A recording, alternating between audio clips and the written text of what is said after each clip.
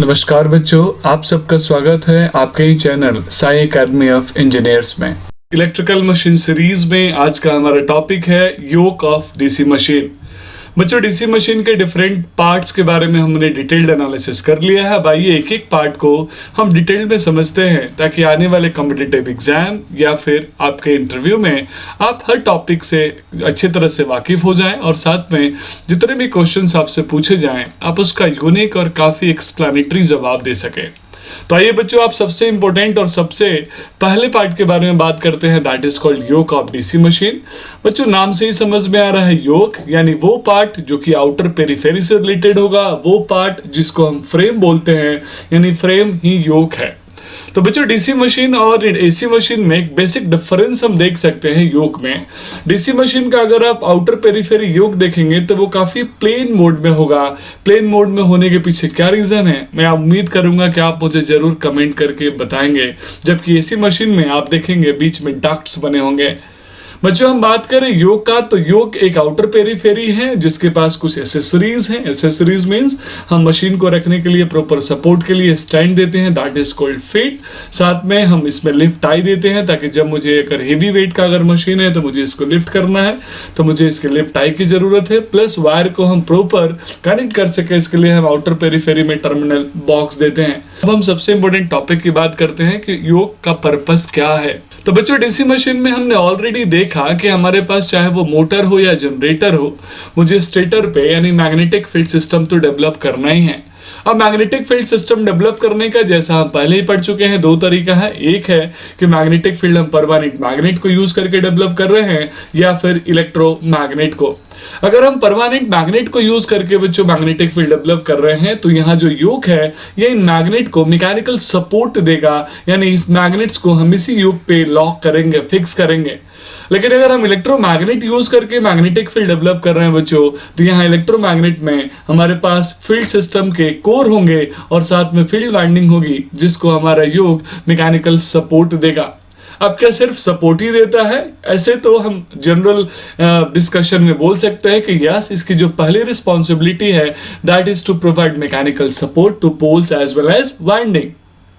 लेकिन बच्चों, DC machine और स्पेशली सिर्फ एक ही ऐसा मशीन है जिसमें योक यानी आउटर पेरिफेरी एक और स्पेशल काम करता है। और वो स्पेशल काम क्या है बच्चों, आप सब जानते हैं कि जैसे हम करंट के लिए क्लोज सर्किट की जरूरत होती है, वैसे ही मैग्नेटिक लाइंस के लिए भी हमें क्लोज मैग्नेटिक पाथ बनाना पड़ेगा। अगर हम मैग्नेटिक लाइंस के लिए क्लोज मैग्नेटिक पाथ बनाते हैं तो स्वाभाविक है रिलक्टेंस कम होगा और मिनिमम से मिनिमम लॉसेस होगा।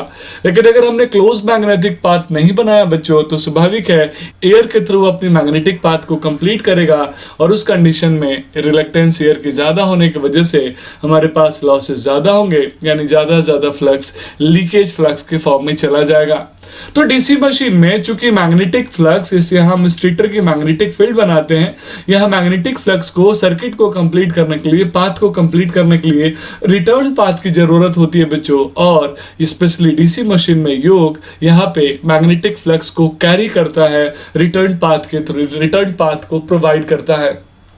अब आइए बच्चों, लगे हाथ में एक क्वेश्चन भी यही पूछ लेता हूं। फिर अगर हम डीसी मशीन के योक की बात करें बच्चों, तो यहाँ हमारा मैग्नेटिक फ्लक्स इस योक से पास हो रहा है, तो क्या इस योक में एडी करंट इंड्यूस्ड होगा या फिर नहीं होगा? मैं उम्मीद करता हूं आप जरूर कमेंट करके बताएंगे, क्योंकि वही क्वेश्चंस हैं जो डायरेक्ट आपसे इंटरव्यू में पूछे जाएंगे। बच्चों, अगर आप इस चैनल के पुराने रेगुलर व्यूअर हैं तो आपको तहे दिल से धन्यवाद। लेकिन अगर आप पहली बार आए हैं तो आपसे रिक्वेस्ट है कि प्लीज आप चैनल को लाइक, शेयर और सब्सक्राइब करें। बच्चों, इतने मेहनत करने के बावजूद भी मेरे चैनल पे भी बहुत कम है। मैं इस प्रोफेशन को फुल्ली अडॉप्ट करना चाहता हूँ। मैं चाहता हूँ कि मैं इसी में कैरियर बनाऊँ, लेकिन फाइनेंशियल सपोर्ट तभी मिलेगा जब बच्चों आप मुझे सपोर्ट करेंगे। तो प्लीज आप चैनल को लाइक, शेयर, सब्सक्राइब करें और अपने दोस्तों के साथ भी शेयर करें। अब जो क्वेश्चन मैंने पूछा मैं उसका जवाब भी आपको देता हूं बच्चों। चूंकि ये डीसी मशीन है बच्चों, इसीलिए स्टेटर में जो फ्लक्स बनेगा वो डीसी बनेगा और डीसी फ्लक्स में कभी भी ईएमएफ इंड्यूस नहीं होता, क्योंकि ईएमएफ इंड्यूस होने के लिए आप जानते हैं चेंज इन फ्लक्स होना चाहिए। तो ये जो फ्लक्स इस कोर में कट करेगा, उस फ्लक्स की वजह से इस कोर के मैग्नेटिक जो सर्किट है, इस कोर के अंदर जो कंडक्टिविटी होगी उसमें कभी भी ईएमएफ इंड्यूस नहीं होगा, क्योंकि यहाँ फ्लक्स हमेशा कांस्टेंट होगा और आप सब जानते हैं कांस्टेंट का जो डिफरेंशिएशन होता है वो 0 होगा। तो जो एवरेज इंड्यूस्ड ईएमएफ होगा उसकी वैल्यू क्या हो जाएगी, 0 वोल्ट। और इसीलिए बच्चों आप देखेंगे डीसी मशीन के आउटर पेरिफेरी यानी योक को हम स्लिट नहीं करते, पतले पतले स्लिट्स में नहीं काटते हैं। आइए बच्चों अब हम बात करते हैं कौन कौन से मटेरियल हम यूज करते हैं योक बनाने में। तो मटेरियल के रिक्वायरमेंट डिपेंड करती है हमारे मशीन के size as well as application में। यानी अगर हम स्मॉल जनरेटर के रिस्पेक्ट में बात करें तो यहाँ चिपनेस और वेट दोनों के दोनों मेन कंसिडरेशन होते हैं, और इसीलिए योक को हम कास्ट आयरन यूज करके बनाते हैं। क्योंकि कास्ट आयरन एक लो रिलेक्टेंस मटेरियल है तो स्वाभाविक है इसमें मैग्नेटिक फ्लक्स को पास करने में थोड़ी सी डिफिकल्टी होगी, यानी फ्लक्स का लॉस ज़्यादा से ज़्यादा होगा। इसीलिए जब हम लार्ज मशीन की बात करते हैं जहाँ एफिशिएंसी पहले प्रायोरिटी होती है, वहाँ पे हम कास्ट आयरन की जगह पे कास्ट स्टील या फिर रोल्ड स्टील को यूज करते हैं। तो इस तरीके से बच्चों अगर आपसे इंटरव्यू में पूछा जाए हम योक को बनाते समय कौन सा मटेरियल यूज करते हैं तो आप जरूर क्लियर करके बताएं कि अगर लो रेटिंग का होगा तो कास्ट आयरन, अगर हायर रेटिंग की होगी तो कास्ट स्टील।